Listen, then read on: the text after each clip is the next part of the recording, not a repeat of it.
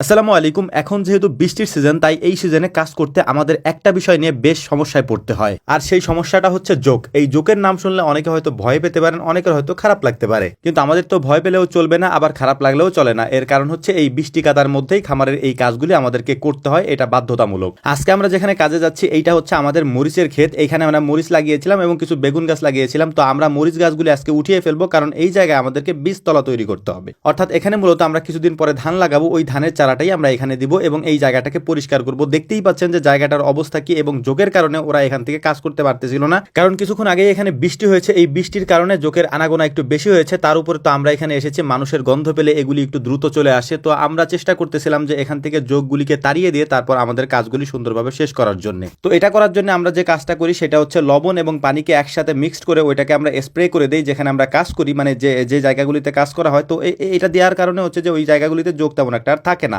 এখানে প্রচুর পরিমাণে জোক, আপনাদের খারাপ লাগতে পারে, এই জন্য হচ্ছে আমরা সেগুলিকে দেখাচ্ছি না। তো এই জায়গাটাকে পুরোটা আমাদেরকে পরিষ্কার করতে হবে। আমরা ভাবছিলাম যে এটা হয়তো পরিষ্কার করতে পারবো না, আগে ভেবে এসেছিলাম যে এখানে হয়তো অল্প সময় লাগবে, কিন্তু এখানে আসার পর দেখলাম যে এটার অবস্থা খুবই খারাপ, কারণ এখানে এত পরিমাণে ঘাস এবং লতাপাতা জন্ম হয়ে গেছে, যে কারণে এটা পরিষ্কার করতে আমাদের অনেক সময়ের প্রয়োজন হবে। তো আমরা আস্তে আস্তে কাজ শুরু করার পর আলহামদুলিল্লাহ আমরা কয়েকজন মিলে যেহেতু কাজ করতেছিলাম, আস্তে আস্তে এটা আমরা করতে পেরেছি। এবং এটা অবাক করার মতো একটা বিষয় যে এত ঘাস এখানে ছিল, সেটা আমরা আস্তে আস্তে করতে করতে কাজটা কমপ্লিট করতে পেরেছি। তো আমরা এই কাজগুলি করতে করতে প্রচুর পরিমাণে বৃষ্টি শুরু হয়, আর বৃষ্টিটার জন্যই মূলত আমাদের অপেক্ষা ছিল। বৃষ্টি হলে বৃষ্টির মধ্যে কাজ করতেও আমাদের সুবিধা হবে। এর পাশাপাশি হচ্ছে এই জায়গাটাকে পরিপূর্ণভাবে তৈরি করে আমরা রেখে যেতে পারবো আলহামদুলিল্লাহ। কিন্তু প্রথমে যখন আমরা এসেছিলাম তখন বৃষ্টি ছিল না, আমাদের অপেক্ষা ছিল বৃষ্টির। তো আস্তে আস্তে দেখলাম যে শেষের দিকে বৃষ্টি প্রচুর পরিমাণে হয়েছে, এবং বৃষ্টি হওয়ার ফলে এই জায়গাটাকে আমরা খুব সুন্দর করে পরিষ্কার করে ফেলেছি আলহামদুলিল্লাহ। এখন এই জায়গাটা থেকে যে ময়লাগুলি হয়েছে বা যে ঘাসগুলি হয়েছে, সেই ঘাসগুলিকে আমরা ফেলে দিচ্ছিলাম। ঘাসগুলিকে ফেলে দিয়ে আমাদের এখানে চার সাইড দিয়ে যে বেগুন গাছগুলি ছিল, এই বেগুন গাছগুলিকে আমরা কাটবো না, এই বেগুন গাছগুলিকে এখানে রেখে দিব। কিন্তু মাঝখান থেকে যে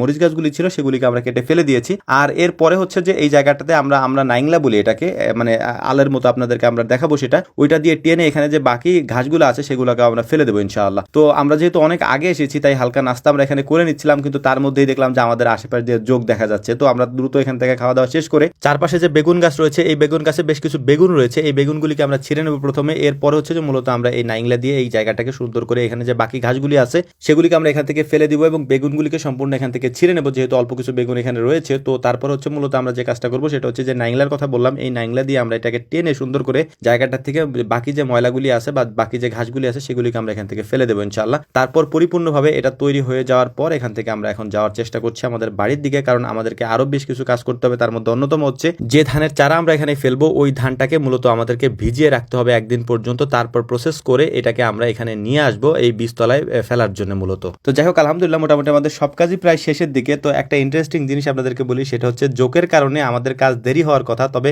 জোক থাকার কারণে আজকে আমাদের কাজ আরো দ্রুত হয়েছে। তো যাই হোক আমাদের জন্য দোয়া করবেন। আসসালামু আলাইকুম রহমতুল্লাহ।